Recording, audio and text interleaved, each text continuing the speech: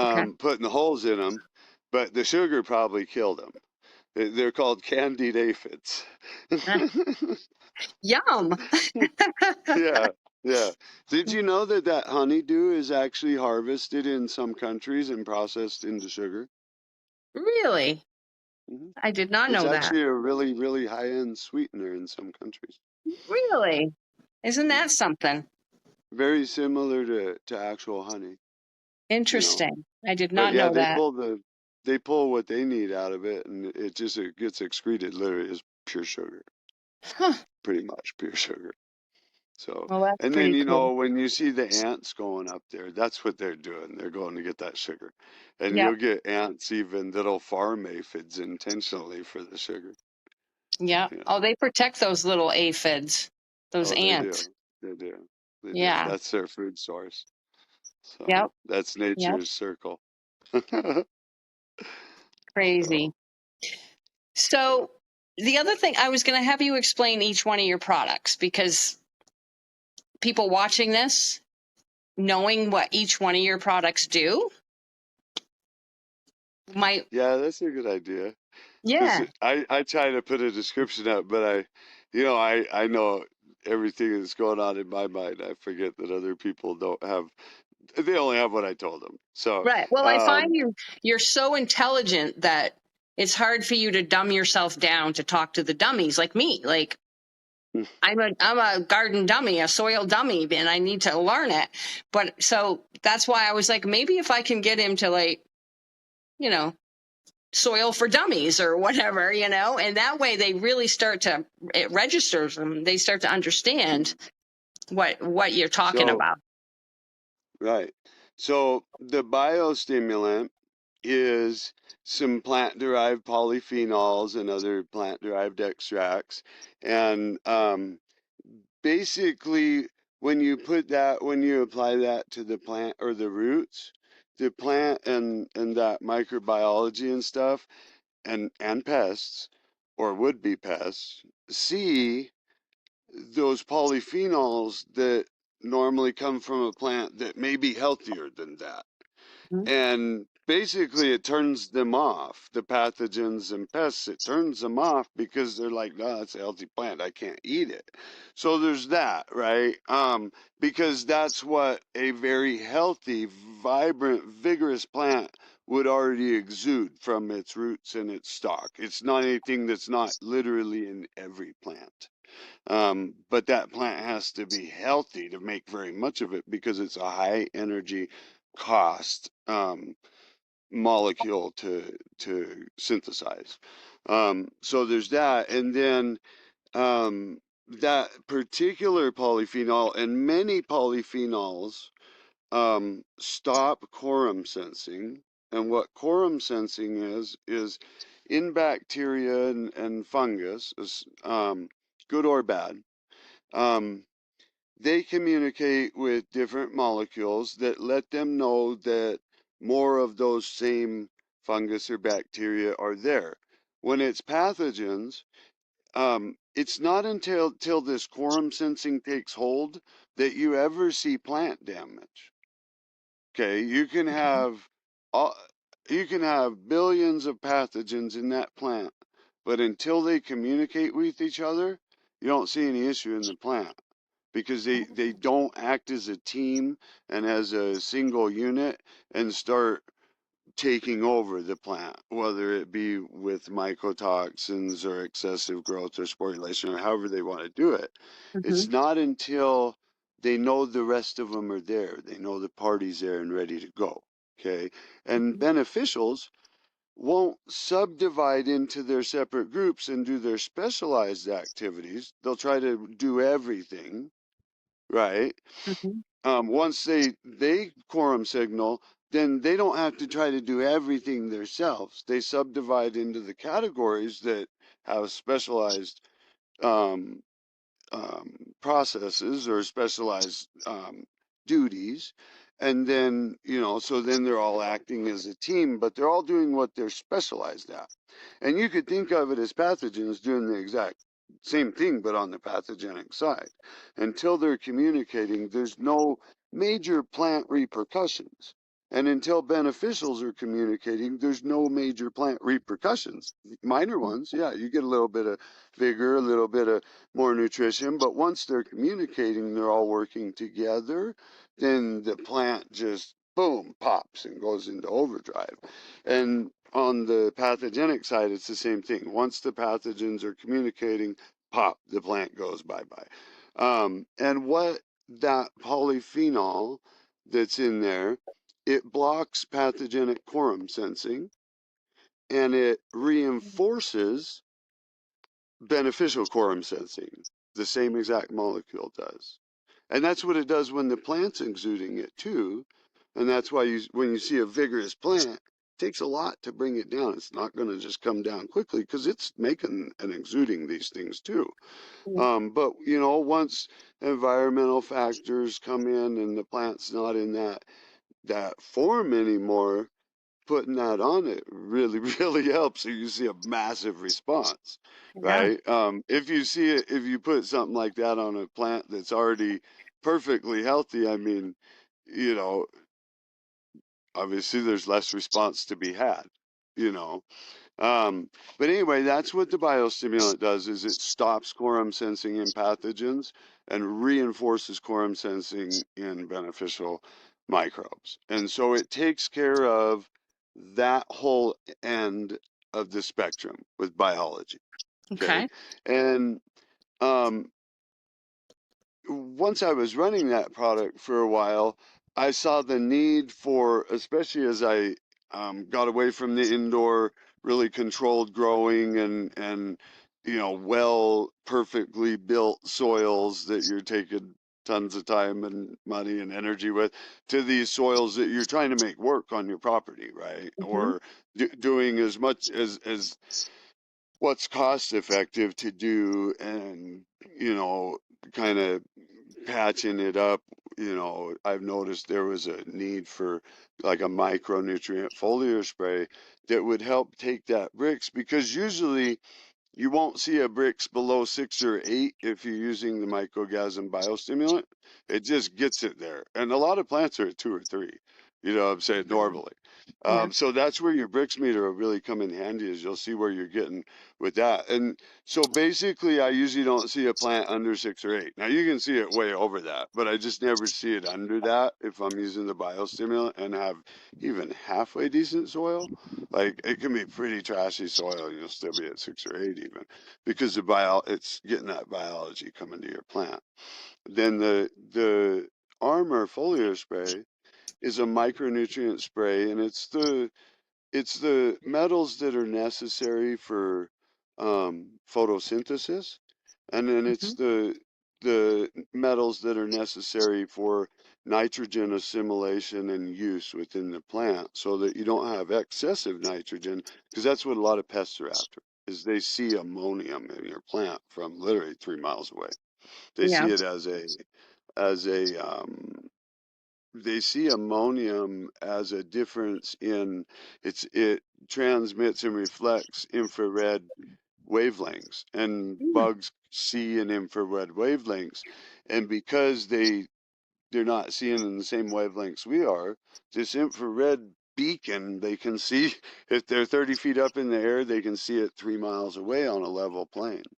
Like Wow. they've done a bunch of research into that. It's like, whoa, like they don't need to be anywhere nearby. They can spot that like a sore thumb from a long ways away.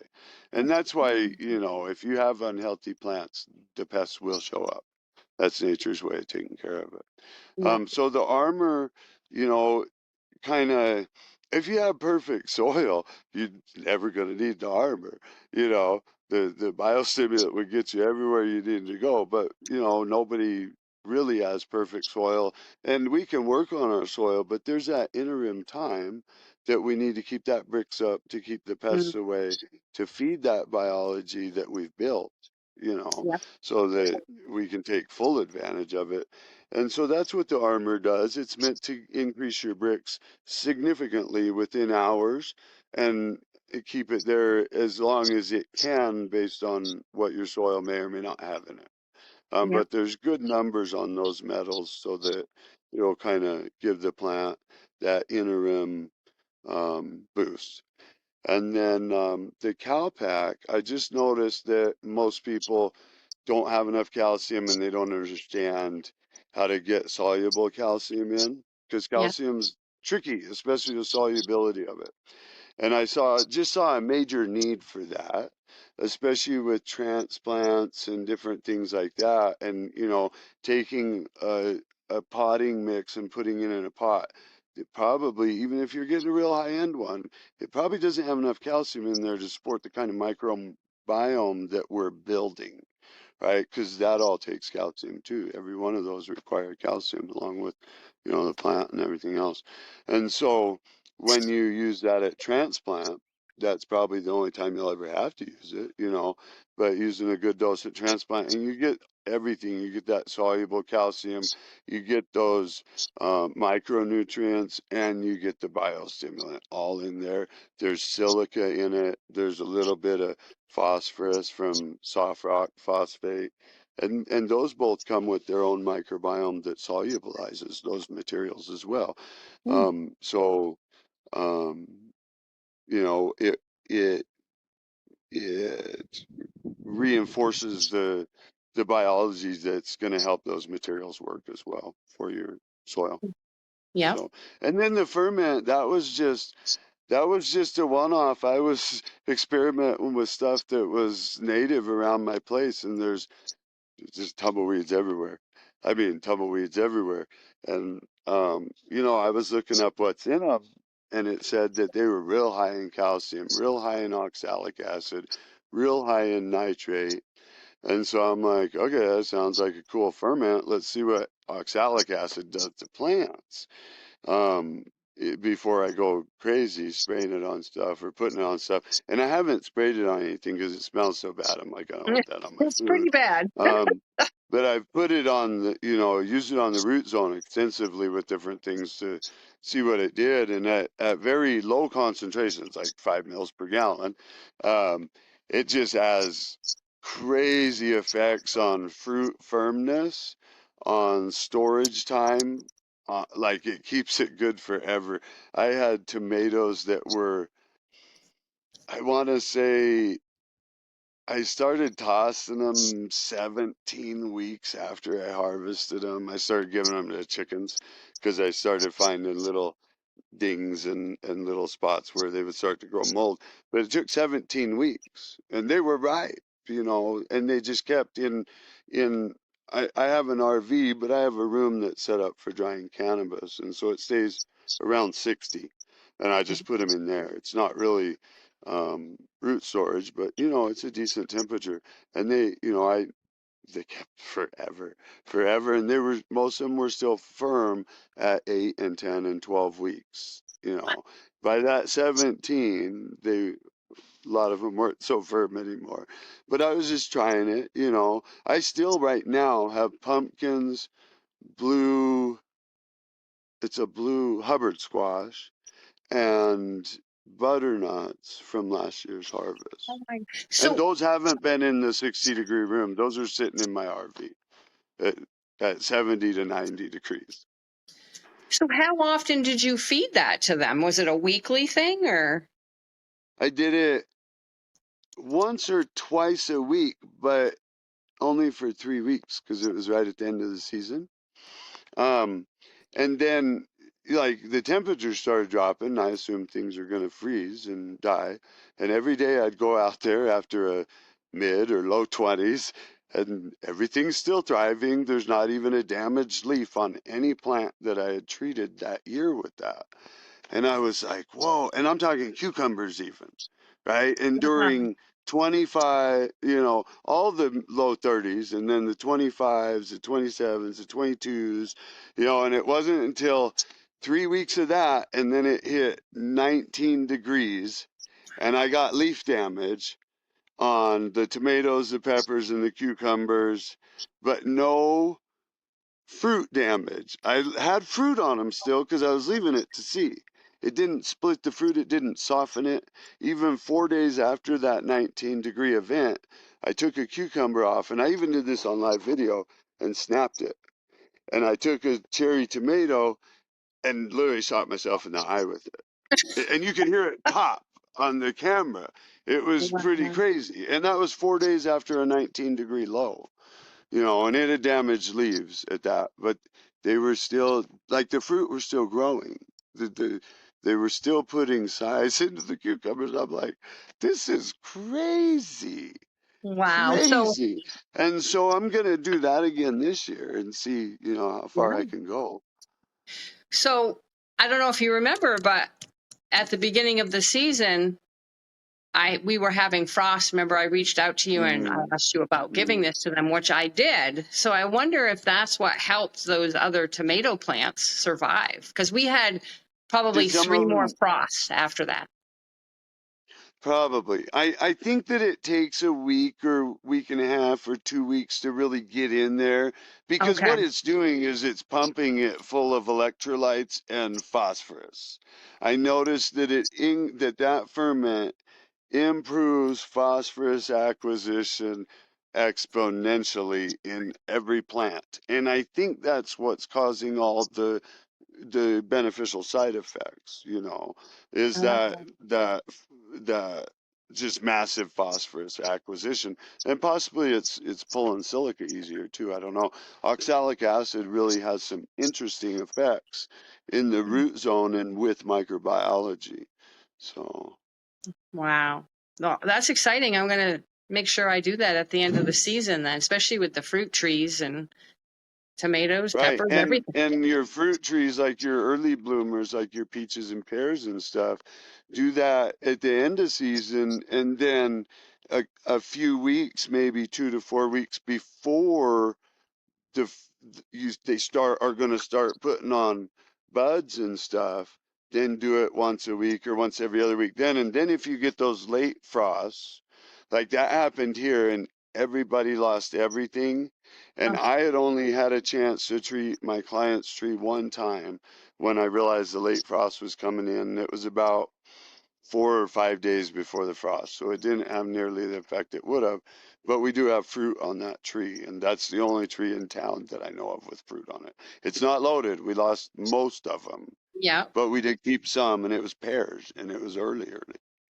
So, Yeah. so Nice. they endured multiple frosts. Um, because those pears are, I think they're the earliest to set in this. That's where I'm at my client's house. I think they're the earliest to set over here. Okay. So, Sweet. What else? That was great. That was a good explanation of every one of them because I mean, it has basics on it, but it's like, how does it really work? That's where my right. brain goes. Yeah, it helps if you probe my mind because I don't know what people are wanting to know. And Right. as soon as somebody asks me, then I know, and I can usually break it down really well for them. Yep. So, and then So, we'll leave everybody with one more. Well, I'll let you go ahead, and then I'm going to leave everybody with one little thing. And I gave you this trick, but I'm going to give it to everybody. okay. The So, molasses and yeah, the compost tea you're having me brew, mm, the one with all the ingredients that has quite a few different things. If I'm mm, doing that once a week with my plants, do I need to fertilize as well? Or is that going to probably do it? not. Probably not. Probably not. Your soil's probably got everything that's not in that, Oh, right? Um, because the few things that are water soluble that we don't know what's in your. I mean, I can guess what's in your soil, but in a few days we'll know. But right. I'm guessing that it probably has everything that's not in that tea.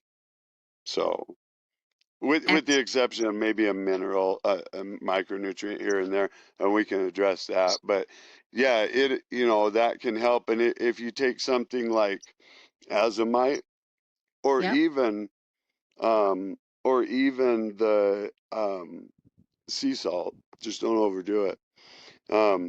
But sea salt can be a good one too, especially if you get the Baja Gold, where it's got a lot less sodium and Mhm. more minerals because there's less sodium taking up the space in the salt. That can be a good additive. Just don't do it too often because of the salinity and the sodium in it. But azomite's a good one you can throw in the tea and get a mineral, uh, a microbially activated mineral complex, because these plants are taking up these microbes through the roots. They're not taking up chemicals through the roots like everybody's been taught, although they can. They don't like to, though. Hmm. They take microbes up intact through the roots, and everything that's in that microbe, the plant gets. Interesting. Okay, I And like then the that. plant spits that microbe back out.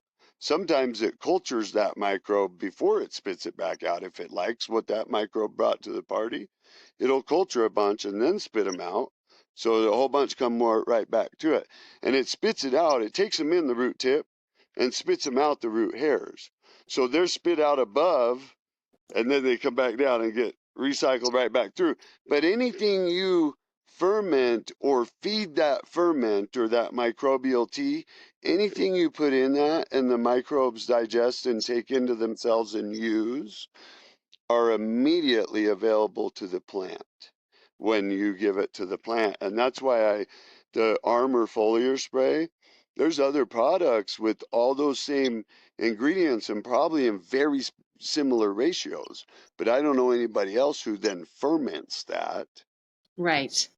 so that when you spray it on, it goes straight into that plant. It's not relying on any environmental forces, including ionic forces. It is going in with biology and boom, with an active transport.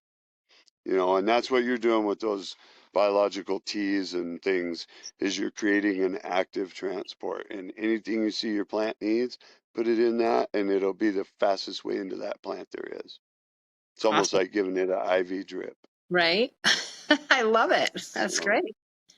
Okay, so what were you going to leave us with? okay, so before we go, I'll leave everybody with one other trick, and I shared it with you last week when you saw the bugs come in and stuff. If you get too much rain, and your plants get flooded out, and bugs like to come in then, and so do diseases if it gets, if it's there long enough or significant enough effect. Heat, drought, all those different things can cause a low brick situation in the plant, which can allow for pests and disease to creep in. And the fastest way and easiest way every single time to raise bricks for a short period. Now it's only going to give you 1 to 3 days, but that gives you a leeway, right? In that while you're low bricks, and it kind of gets it up and gets things going again.